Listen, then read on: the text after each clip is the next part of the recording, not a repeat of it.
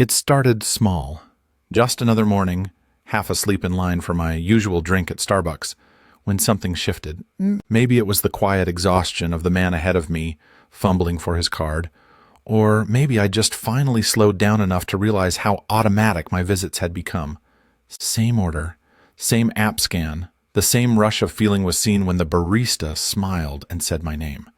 It was supposed to be comforting, but that day, it felt off, like I was performing a habit I hadn't questioned in years. That moment opened a strange kind of door in me. I didn't walk through it all at once. I hovered for a while, maybe out of denial or laziness or not wanting to ruin something that felt good. But eventually, curiosity won. I started reading, watching, listening. Not to tear anything down, but just to understand. And the more I learned about Starbucks, the brand, the business, the way it operates, the more something inside me began to shift.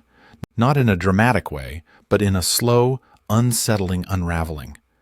I didn't find one giant gotcha moment. I found layers, quiet contradictions, discrepancies between the clean, community-focused image they project and the behind-the-scenes reality. I learned about union-busting efforts, about baristas not being able to afford rent, about sustainability goals that sounded better on paper than they did in practice. I learned about how the company sources its beans, how it uses rewards programs to encourage dependency, and how it cultivates the exact vibe that made me feel safe all these years. But the strangest part, the more I knew, the less I felt certain. I expected clarity. What I got was complexity. I thought maybe I'd come out of it thinking, okay, Starbucks is bad, but that's not how it works. That's not how real learning works. What I found was a company doing some things right and many things wrong. I found a mirror to my contradictions, because even as I was learning all of this, I kept going back. I'd still pull into the drive-thru after a long day. I'd still scan the app, collect the stars, sip my drink. And I'd feel that uncomfortable friction between what I now knew and what I was still doing. That duality lives in me now. I'm not proud of it, but I'm not pretending it's not there either.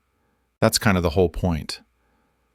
I don't have a clean answer. I'm not here to cancel anything or anyone. I'm just trying to see more clearly, even when what I see doesn't sit neatly in a headline or a boycott. I used to think being conscious meant always doing the right thing. Now I think maybe it just means staying awake. Not looking away, not letting comfort become a reason to stop asking questions. And I have questions. So many. I wonder how many farmers are paid fairly and how many aren't. I wonder how many baristas are struggling behind their smiles. I wonder how a company that sells warmth and community can turn around and silence its workers. I wonder how we, as consumers, are trained to overlook all of that because the drinks taste good and the lighting is soft and the music is just right.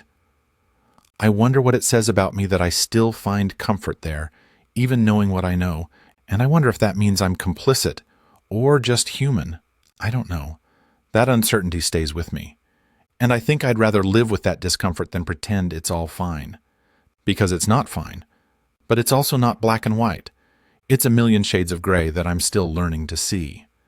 I used to think Starbucks was just a brand I liked. Now I see it's a reflection of a much larger system, how we create meaning through consumption, how we wrap identity in logos, how we let brands fill emotional gaps that maybe we should be filling ourselves. I'm not above this. I've been part of it. I'm still part of it. That's what makes this so hard to write.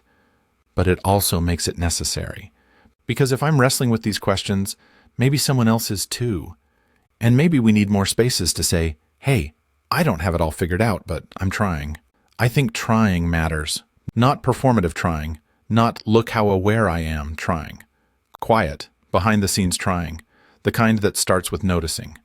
The kind that's willing to sit in the contradiction and not escape into certainty. I'm still learning how to live that way, how to make choices that align with what I care about without falling into all or nothing thinking, how to hold space for the parts of me that still crave convenience, still want the dopamine hit of a Veni cup with my name on it. I don't have a bow to wrap this in. I'm not writing to convince you of anything.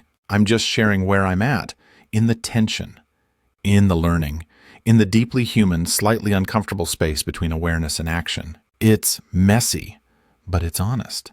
And maybe that's where real change starts.